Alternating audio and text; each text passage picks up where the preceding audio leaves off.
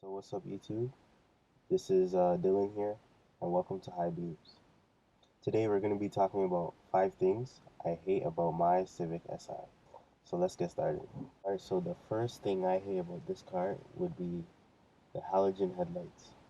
For 2009, as a Civic, we still don't have projector headlights. The 9th gen Civic doesn't even have projector headlights, which I find odd because the older Hondas, the S2000, the NSX, even some of the RSX, the EP3, DC2 Type R, they all had, some of them had projector headlights. Um, and yeah, like it's weird that in 2009 we still don't have that. Even the 9th gen doesn't have that. When you get HIDs, it doesn't look as good as it would with projector headlights, in my opinion. So yeah, that would be the first thing. Second thing I hate about this car is for the sedan version of the SI. The second thing I hate is how plain it looks. For a sporty car, as a sedan, there's not much flair to it. You couldn't really tell that it's a sporty car. All you get is like the VTEC sticker on the side, 17-inch wheels, and then that little spoiler on the back, and the fog lights. And like it's not enough to show that it's a sporty car. It's a SI. It's a performance car. Um, yeah, when you compare it to the other sedans like the Evo, the STI, they all have that aggressive front end, and then they have the big spoiler at the back, and it just screams performance. And this car just looks so plain. So that'd be the second thing. So the third thing I hate about this car would be third gear. When you shift this car into third gear, sometimes you can feel like a block that's there. Like you go to third, like there's just a block there.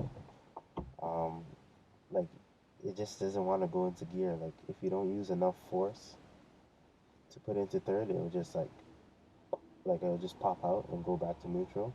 Like you have to really emphasize when you shift into third. You have to emphasize the shift and make sure it's in, or else it's just gonna pop out. Um, every other gear is fine. It's just third gear. I don't know why.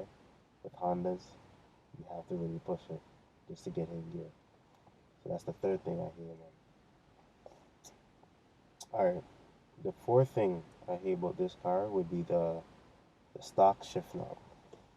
So in my car, I already changed this shift knob to the 9th gen shift knob. Um, the OEM stock shift knob in this 8th gen, I really don't like it. I really hate it.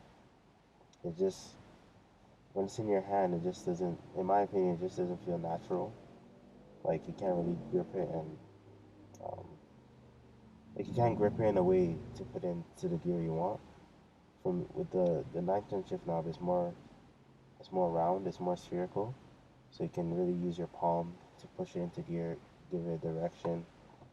And this one just doesn't feel comfortable. It's very awkward in your palm, in my opinion. So that's the fourth thing I hate. Last but not least, the fifth thing I hate about this car is the notorious rev hang.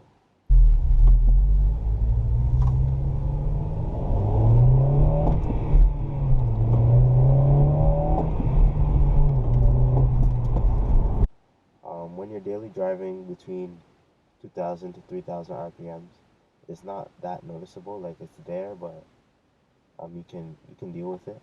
When you get into VTEC, the high RPMs, the rev hang is very prominent. Like it's very strong. It's very noticeable. Like when you're shifting at the high RPMs, especially second and third, and first as well, you have to really you kick in the clutch, but you have to delay. You have to give it a little delay, and then get back on the throttle, or else the shift will be extremely jerky. It won't be smooth, and it won't be able to accelerate into the next gear if you don't give it a delay to get into the next gear with the rev hang.